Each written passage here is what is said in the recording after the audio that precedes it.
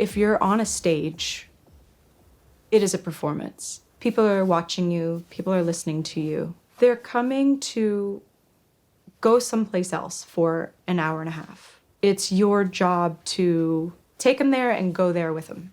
I just like to acknowledge that and then control what I can control in the performance to make it the best possible experience for the audience. You get to bring in everything that you love into one place. The visual art side, the movement side, obviously the music, that's first and foremost. The conceptual, that's the place where you get to create an entire world on a stage for an hour and a half to 2 hours for people. That's the best, and there's no reason not to just embrace that fully and make it anything you want it to be. By the time the audience sees the show, it's very well rehearsed. The lights are in order. Certainly as things go on, it gets more and more well-oiled, but I don't think an audience should pay to watch you figure things out. I think they should pay to see a show.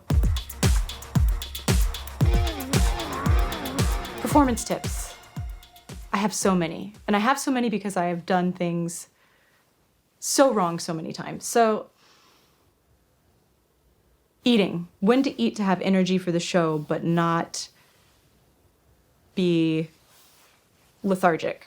Eat 4 hours before the show. That is enough time to digest, not feel bloated, have enough energy, and have your brain back in functioning.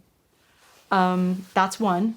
Two, a lot of times you'll see, oh, no, so-and-so canceled the tour because they've lost their voice from singing. You don't lose your voice from singing. You lose your voice from partying. You lose your voice because you went to the after party and you're like, yeah, thank you so much. Oh, yeah. Talking is the thing that will do it. Singing, sing all day. It'll be fine. Singing, it's your voice is a muscle, and like all muscles, it can be trained. It can be worked out. I mean, when I'm like in the middle of tour, it's like the difference between, being scrawny and being a bodybuilder. Like it's just there. It's there because I'm using it all the time. So warm up your muscles a little bit before you play. That's good before you sing. If you're a player, warm up a little bit. Even just holding the guitar for me before I play, it does something to my body where it centers me. And singing before I play, it's centering. And if you don't want to do like standard vocal warm-ups and that kind of stuff, sing songs you like. Sing songs that you like with your friends backstage. Harmonize. Just be in music before you go out on stage. Don't go out cold. That's hard. You want to be so well rehearsed and so fluid in your body and not holding any tension when you play that you can lose yourself in it when you're actually playing. That you want to be so rehearsed that you're not thinking, oh shoot, is the bridge coming up? Wait, where do my fingers go for this section? Because that will take you out of the moment, and the audience will feel it, or they'll hear it that that the song is wrong. So that alleviates a lot of stress for me if I'm like so well rehearsed that everything is muscle memory, and once it's committed to muscle memory, then I can be free. Then I can explore. Then I can go off script. But learn the melody before you improvise. Don't ever throw anyone under the bus on stage. Don't do that. Somebody fucks up, don't give them the look, because chances are nobody knows. I've seen some big artists call people out on stage, and it just feels like sacrilege. It just feels like, oh, that's just horrible. That's bad etiquette. The shows are for the audience. You might not want to play that song that you've played a million times. Who cares? It's not about you. The shows are not about you. The shows are about the audience. It's people who have taken the night off, or, got a sitter, or they, worked at the job to, get the money to buy the ticket. It's that that's about them, and that's a special thing that you get to do together and for them. So play the fucking song. Play the song that everybody likes. Just do it. Hot tip, whatever shoes you're gonna wear for the show, rehearse in them. Find out if you can actually stand up in them for an hour and a half. I made a terrible mistake in Japan one time where I did not do that, and I thought, oh, these will be fine. And then I got up on stage, and about 30 minutes into the set, I was like, I can't move my ankles, and I can't move. So I hope people, I hope people can dig it with me just being the Tin Man over here. Latex is a crazy one because you are covered in sweat. You just have to dig that. That's varsity level discomfort. It's funny sometimes because it's live and it's adrenaline and it's all the things. Sometimes like something with the monitors is bad, or I've had experiences where like I get very frustrated. I just like snap into rage really quickly. And sometimes it ends up that people are like, wow, that was a great show. And you're going, what? I was so mad. I thought I was doing so poorly. I was in my head the whole time. I couldn't. And the great thing to remember is that people don't know. People don't know what's going through your head.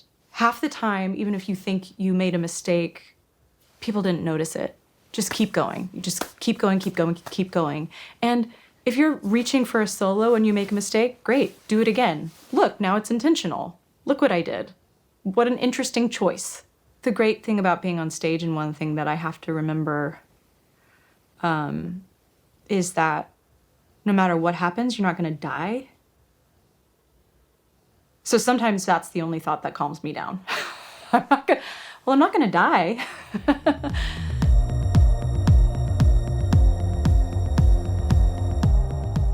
For my last record, Mass Seduction, I did 3 iterations of a show. The first was this solo show that was kind of about my work in chronological order.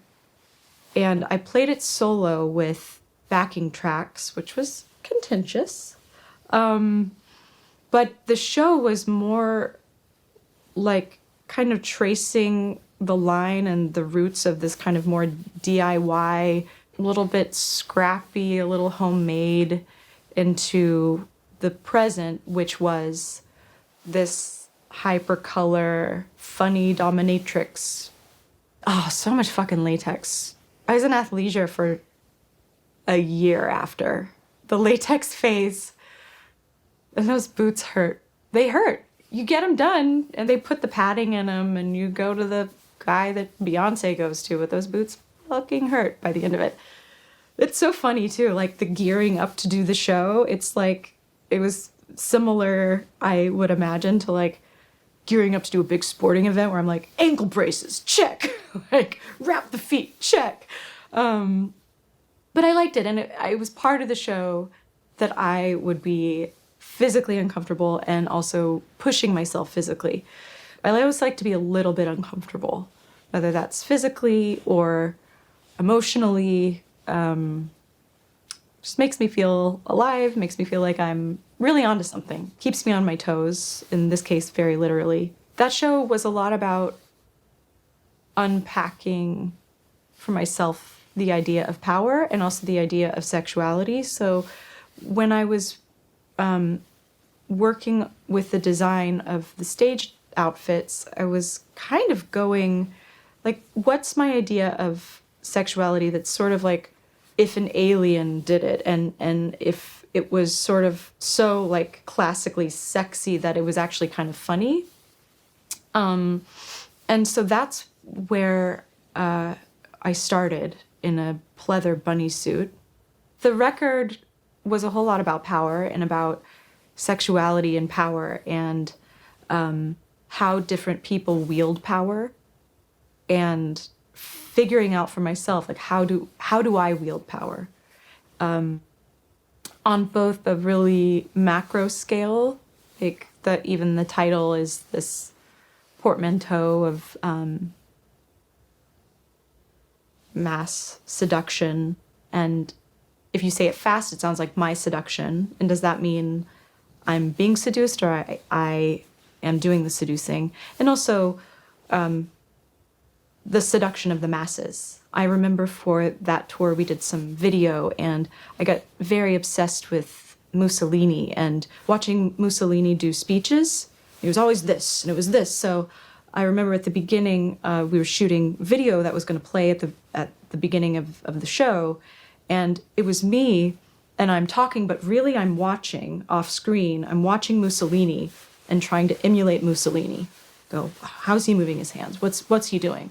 And so by kind of aping the gesture of power, but decontextualizing it and making it different and strange, frankly, you kind of get to question, what is power?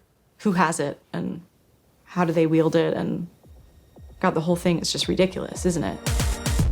That first tour was almost like a solo theater piece, and then the second iteration was a full band, large-scale, blistering, disturbing rock show I called I Am a Lot Like You.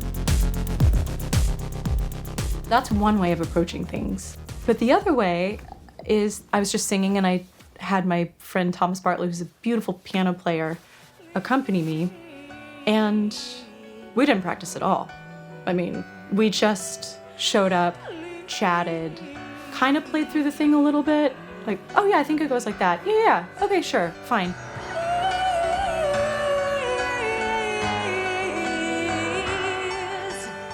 We just drink some tequila and play for an hour and a half. And like, those shows are some of the most fun and emotional shows I've ever played. There's the excitement and the freedom of spontaneity, and the fact that you're really only dealing with two instruments. You're dealing with a voice and a piano. And so everything is this conversation. Oh, you're going here? Oh, that's exciting. I'm gonna follow you. I'm gonna go here. Oh, you're pushing against it. Oh, you're following me. It's like such a beautiful dance, and I'm so glad that I also got to perform the songs in that context, because in some ways I feel like that was an even better show. I hate to say for the people who bought the ticket to the band show, but those were special and very drunken.